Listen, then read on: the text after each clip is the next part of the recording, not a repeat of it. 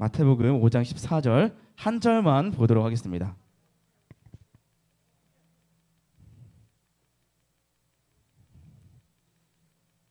자, 준비되셨으면 저희 한 목소리로 함께 읽도록 하겠습니다.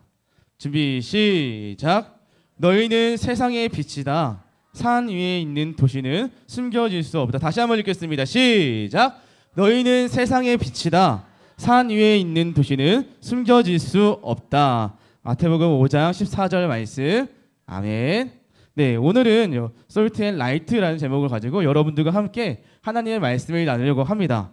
특별히 오늘 이 자리 가운데 나오신 부모님들을 너무 환영하고 축복하고요. 함께 소년부 예배를 드리면서 우리 아이들이 어떻게 예배하고 있는지 함께 배우고 공유하는 시간이 되었으면 좋겠습니다. 여러분, 내가 누구인지는 어디에 서면 알 수 있을까요? 내가 누구인지는 어디에 서면 제대로 알 수 있을까요? 주민등록증이요? 여러분 없잖아요. 저는 봤을 때 거울 앞에 서면 우리의 모습이 보이지 않나 싶습니다. 네, 거울 앞에 서면 내가 어떻게 생겼는지 알 수 있죠. 자, 여러분 거울 보고 여러분도 어떻게 반응하시나요? 무서워요? 자, 남자와 여자의 반응이 있다고 합니다. 여자분들은 이렇게 날씬한 분도 거울 앞에 서면 내 배가 왜 이러지? 뭐 좀 뚱뚱한 것 같지 않나? 라고 하는데 저 남자의 모습은 지극히 저의 모습입니다. 저는 이렇게 쓰면 좀 괜찮은데? 그리고 이제 아내한테 가져다 괜찮지 않냐고, 살 빠지지 않았냐고. 하지만 여전히 똑같다고, 왜 항상 물어보냐고 그만하라고 합니다. 남자는 늘 거울 앞에 서면 좀 괜찮은 것 같다고. 근데 오늘은 좀 괜찮지는 않은 것 같아요. 제 얼굴의 컨디션이 좋지 않은 것 같습니다. 네, 이 거울은 거짓말을 하진 않습니다. 근데 우리가 남자 반응, 여자와의 반응이 다 다른 것은 왜 그럴까 생각해 보면 자존감의 문제라고 생각이 되지만, 오늘 말씀을 제가 왜 이 이야기를 했냐면 오늘 말씀은 내가 누구인지 정체성에 대해서 이야기하고 있기 때문이에요. 오늘 말씀은 우리가 크게 보면 산상수훈이라고 합니다. 자, 우리 부모님들은 다 들어봤을 것 같고요. 우리 친구들 들어본 친구 있나요? 산상수훈? 처음 들어본대요. 어렸을 때 들어봤어요. 네, 산상수훈은 뭐냐면 쉽게 말하면 예수님께서 산 위에서 가르치신 하나님의 말씀입니다. 그래서 여기서는 어떤 말씀들을 가르쳤냐면 제자도라고 하거든요. 제자도란 또 쉽게 말하면 뭐라고 하냐면 제자들이 어떤 존재이고 어떻게 살아야 되는지를 알려주는 하나님의 말씀입니다. 그래서 마태복음에 보면 5장, 6장, 7장이 그에 해당하는 말씀이거든요. 그 안에서 오늘 나는 누구인가라고 했을 때 그것은 14절에서 말씀하고 있는 것처럼 14절은 우리에게 이렇게 말하죠. 같이 읽어보겠습니다. 시작. 너희는 세상의 빛이다. 네, 너희는 세상의 빛이다라고 하는 말씀이 오늘 우리가 읽어봤던 14절의 말씀입니다. 나는 세상의 빛이다. 너희는 세상의 빛이다 라고 하는데, 여러분 빛이라는 게 뭐죠? 빛이요? 위에, 맞아요. 어두운 곳을 밝히 드러내주는 물체, 그것을 가리켜 우리는 이 빛이라고 하죠. 그 당시에는 전기가 없었기 때문에 환한 것이 찾아볼 수가 없었습니다. 그래서 그들은 등불이나 또 어떤 것들은 그 불을 가지고 등경 위에 둔다라고 하면서 성경에서 표현하고도 있고, 그 작은 것이 한 집을 비출 만큼 그 당시에는 환했습니다. 물론 우리 지금 LED지만 이전에 형광등일 때도 되게 환했거든요. 근데 LED를 바뀌니까 더 환하더라고요. 하지만 형광등으로 다시 돌아갈 수는 없습니다. 왜요? 한번 썼으니까. 이미 경험을 했기 때문에 우리는 이 전의 것을 다시 돌아가기가 쉽진 않은 것 같아요. 그런데 빛에는 여러분 분명한 특징이 있습니다. 그 특징이 뭘까요? 가려지지 않는다라는 거예요. 14절 말씀인데 우리 14절 다시 한번 읽어보겠습니다. 시작. 너희는 세상의 빛이다. 산 위에 있는 도시는 숨겨질 수 없다. 아멘. 우리가 읽어왔던 말씀입니다. 여러분 빛은 어디다 둔대요? 산 위에 있는 도시는 빛이 있으면 숨겨질 수 없대요. 왜요? 가려질 수 없어요. 맨 위에 있으니까. 그래서 숨겨질 수가 없다는 거예요. 그런데 여러분 한 번씩 생각해 보세요. 부모님도 생각해 보면 좋을 것 같아요. 사람들은 살아가면서 우리 자신을 많이 가리고 싶어 할 때가 있는 것 같습니다. 저는 나온 뱃살을 많이 가리고 싶어서 자주 조끼를 입었어요. 제가 조끼를 입는 이유는 패션이 아니고 배를 가리기 위함이었습니다. 지금도 넥타이를 비키면 어렵습니다. 넥타이로 가려야 됩니다. 앉는 거 힘듭니다. 또 우리 화장을 왜 하죠? 예뻐 보이려고 주름살을 좀 가려보려고 왜 팔자주름이 더 깊어졌지? 라고 하면서 저도 이제 팔자주름이 옛날부터 이 얼굴이어서 나중에 30대가 되면은 그 얼굴이 거래 40대가 되면 그 얼굴 거래 하는데 팔자주름이 똑같이 깊어지더라고요. 그건 다 거짓말이었어요.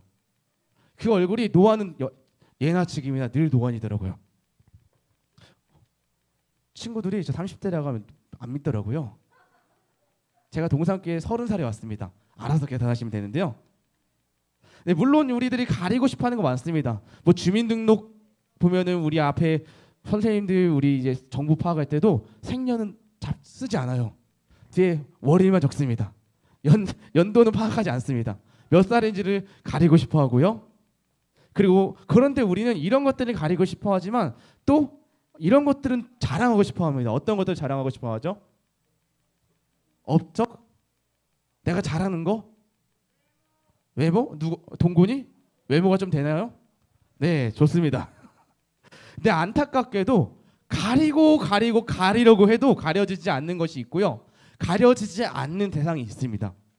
그것은 제가 생각해봤을 땐 이거인 것 같아요. 나의 말과 행동 그리고 가려지지 않는 대상은 가족인 것 같습니다. 여러분 봤을 때 제 성격 급한 것 같나요? 차분한 것 같나요?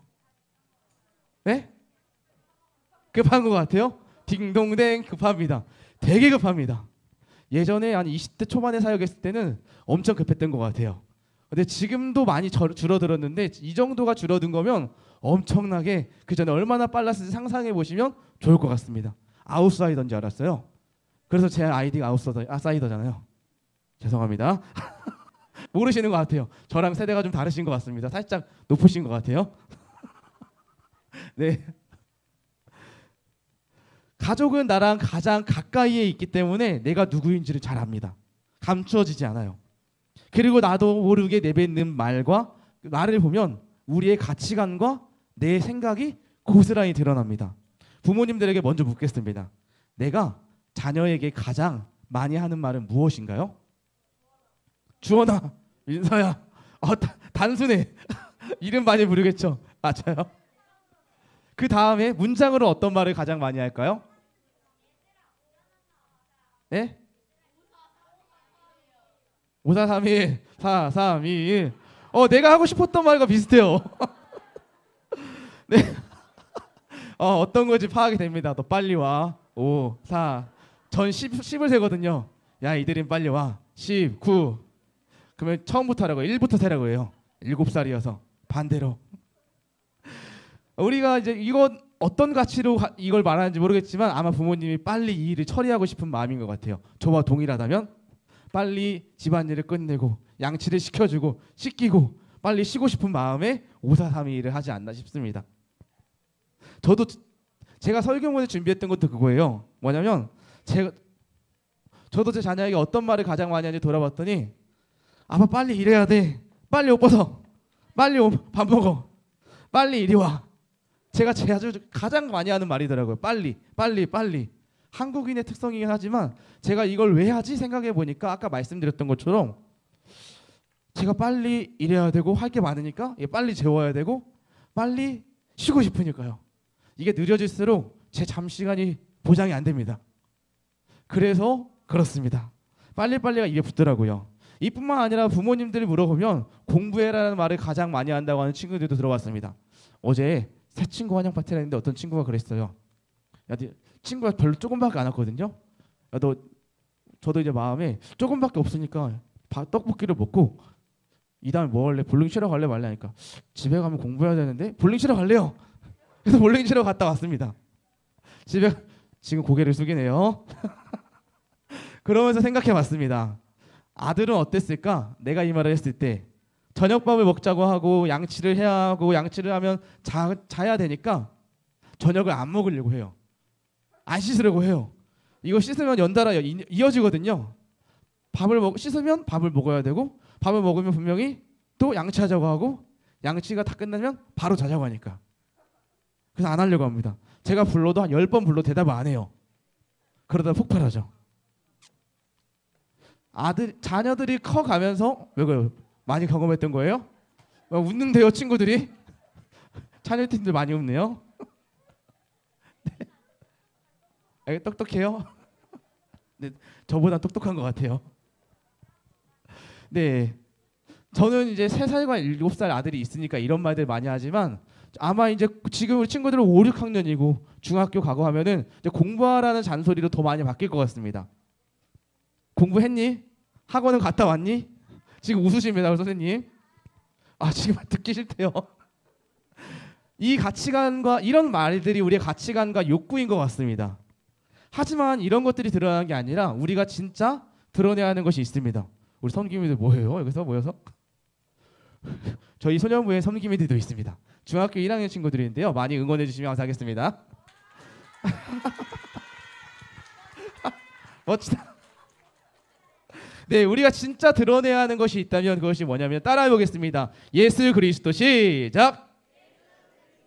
네, 성경에서는요 빛을 예수 그리스도로 비유하고 있습니다. 그런데 그 빛을 어떻게 하라고 오늘 말씀에서 이야기하고 있냐면 16절 말씀인데요. 16절 말씀 같이 읽어보겠습니다. 시작. 이와 같이 너희 빛을 사람들에게 비춰라. 그래서 사람들이 너희의 선한 행동을 보고 하늘에 계신 너희 아버지께 영광을 돌리게 하여라. 아멘. 우리에게 빛 대신 예수님을 비추라고 말하고 있습니다. 여기서 분명히 기억해야 할 사실이 하나 있습니다. 그것은요, 우리는 발광체가 아니라는 사실입니다. 발광체가 무슨 단어인지 아시죠? 스스로 빛을 발하는 물체, 내는 물체입니다. 뭐가 있죠? 바람이요? 발광체는 태양, 그림을 예로 들었습니다. 그래서 가져왔어요. 사진, 행성 뭐 이런 거 있겠지만 가장은 태양입니다. 스스로 자기 힘으로 빛을 낼 수 있는 것을 발광체라고 합니다. 그런데 여러분, 우리는요 스스로 빛을 낼 수 있는 존재가 아닙니다. 우리가 세상의 빛이다라고 말씀하고 있지만 그것은 우리가 빛이기 때문인 게 아니라 우리가 대신 비춰야 할 빛이 있기 때문입니다. 우리는 발광체가 아니라 반사체입니다. 반사체라는 건 파동이나 입자를 반사하는 물체인데요. 바로 예수 그리스도의 빛을 그대로 세상 가운데 비춰는 반사체라는 것입니다. 어떻게요? 어떻게 그 예수 그리스도의 빛을 비출 수 있을까? 그것이 오늘 말씀에서 기록되어 있는 것처럼 우리의 선한 행실로 그 빛을 비출 수 있다라는 것입니다. 우리에게 그래서 그런 빛 대신 예수님을 우리 선한 행실로 16절 말씀에서 비추라고 이야기하고 있는 거예요. 저는 이 말씀을 묵상하면서 무디의 말이 생각이 났습니다. 100명 중 1명은 성경을 읽고 나머지 99명은 그리스도인을 읽는다. 무슨 말입니까? 많은 사람들이 100명 중에서 1명은 성경을 읽고 나머지 99명은 그리스도인을 읽는다라고요. 그러니까 성경을 읽는 사람들보다 이 그리스도인들이 어떤 행동을 하면서 살아가는지가 더 세상 사람들은 그 행동을 보고 이 사람이 예수님을 믿는 사람인지 믿는 사람이 아닌지를 판단한다는 것입니다. 제가 오늘 이야기를 왜 할까요? 제가 이 말씀을 드리는 이유는 우리의 말과 행동을 다시 믿음의 기준으로 돌이키자라는 것입니다.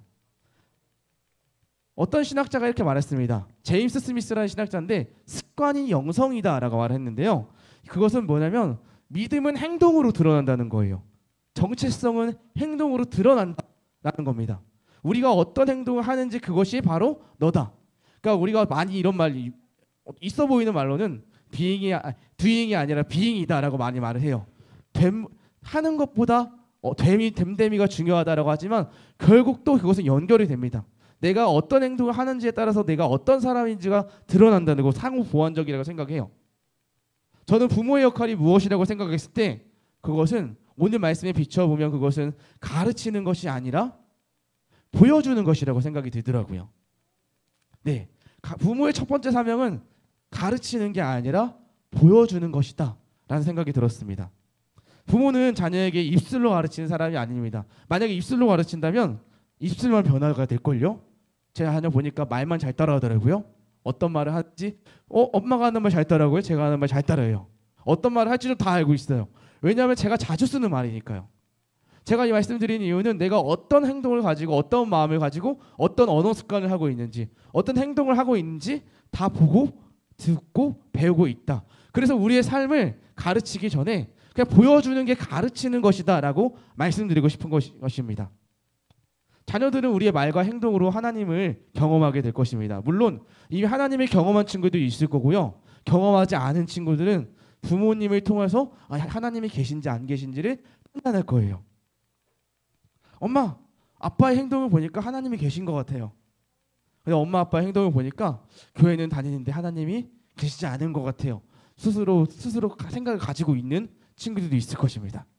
그래서 중요한 것은 저희는 부모된 자로서 우리가 먼저 어떤 선택을 하는지, 또 우리 친구들은 세상에 있는 친구들이 여러분들을 볼 때 여러분들의 행동을 통해 다른 친구들이, 교회 다니지 않는 친구들이 여러분들을 통해서 예수님이 계신지 안 계신지를 판단한다는 거예요.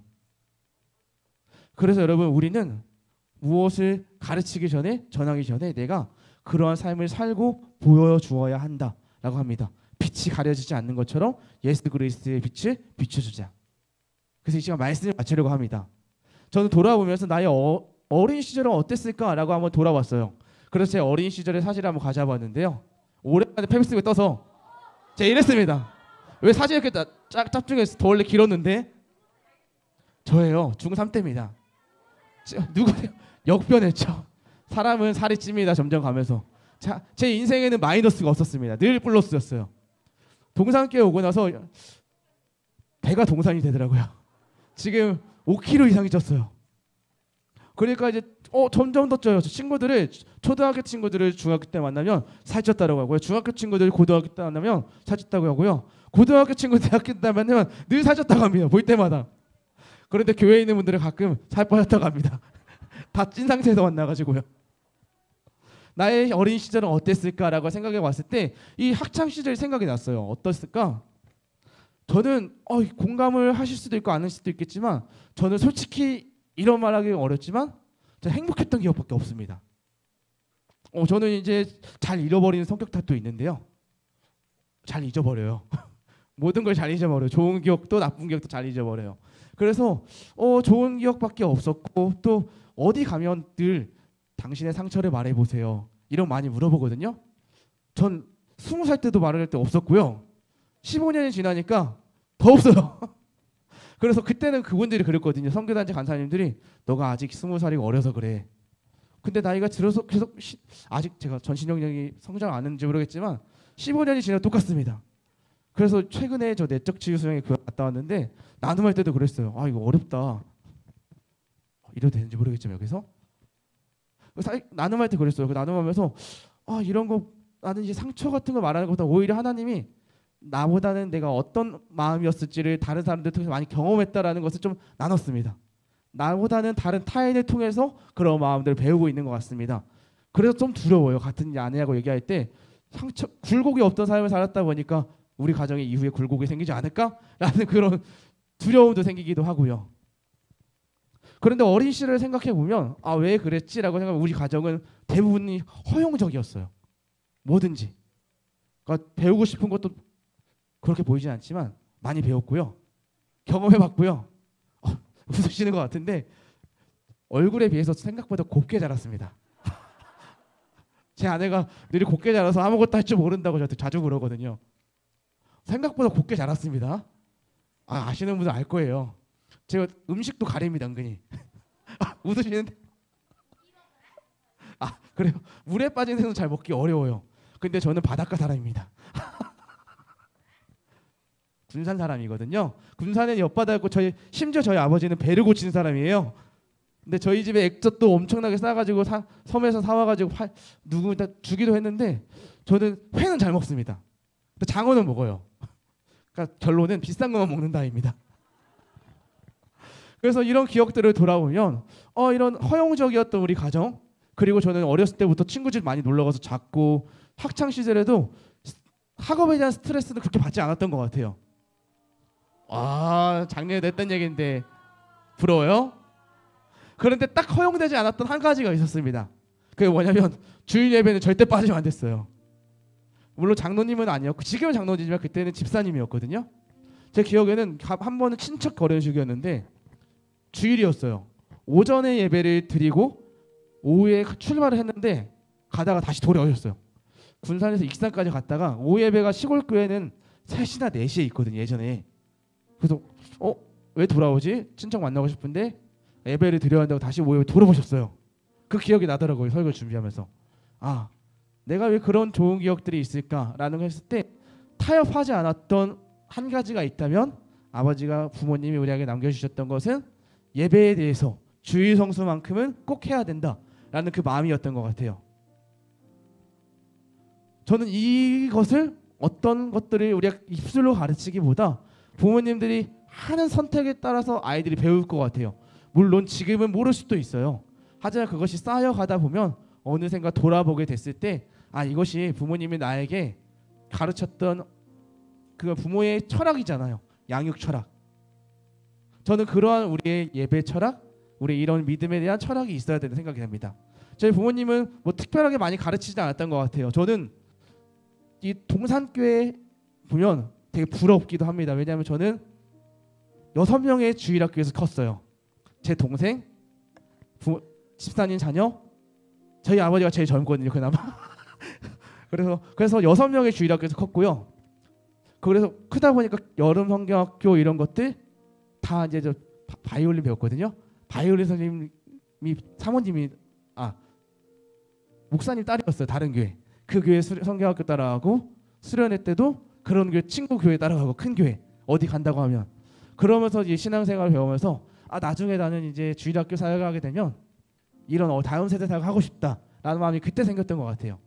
상처가 어떻게 보면은 그런 마음이 됐던 것 같고 그리고 그러면서 또 들었던 게 이런 것들이 쌓여서 우리 이 동산교회를 볼 때마다 결국 이 시스템도 중요하지만 제가 가장 뼈저리게 느꼈던 것은 부모의 믿음이 가장 중요하다라는 생각이 들더라고요. 이 자리 가운데 오신 우리 부모님들 다시 한번 부탁드리는 것은 우리 부모님들이 하는 선택, 하는 행동 그것을 보고 자녀들은 지금 말을 하진 않지만 그것이 우리 아이들의 믿음이 될 가능성이 정말로 큽니다. 다시 한번 부탁드리는 것은 그래서 부모의 사명이 있다면 이거 다시 한번 읽어주시면 좋겠는데 영어로서 못 읽으실까요? 읽을 수 있겠죠? 같이 읽어보겠습니다. 시작! 부모의 사명은 티칭이 아니라 쇼잉입니다. 가르치는 것이 아니라 보여주는 것이라고요. 같이 그 하나님을 섬기는 일이 어떤 일인지 같이 보여주시고 함께 해나가면서 가정 안에 그러한 문화들을 경작해 나가는 저희 사랑하는 본당 순년부 어린이 성도들 그 가정 되기를 축복합니다. 하나님 우리를 그리스도인으로 불러주셨습니다. 너희는 세상의 빛이라고 하셨는데 하나님 우리가 정말로 예수 그리스도의 빛을 비추는 삶을 살 수 있도록 인도하여 주시옵소서. 특별히 이 자리 가운데 어린이 성도들과 부모님들 한 자리에 모였습니다. 함께 예배하며 오늘 귀한 나눈 메시지 가운데 정말 하나님 우리가 다른 것을 드러내는 것이 아니라 우리의 행동 속에 예수님이 나타나고 예수님이 증거될 수 있도록 인도하여 주시옵소서. 우리 가정 안에 살아있는 예수님의 이야기가 넘쳐날 수 있도록 우리 가정 가운데 하나님께서 그 이야기를 써내려가여 주시옵소서. 그렇게 살기를 소원하는 우리 부모님들에게 힘 주시고 은혜 주시고 또 우리 어린 성도들도 순종으로 따라갈 수 있도록 그 은혜를 더하여 주시옵소서. 감사드리며 예수님의 이름으로 기도합니다.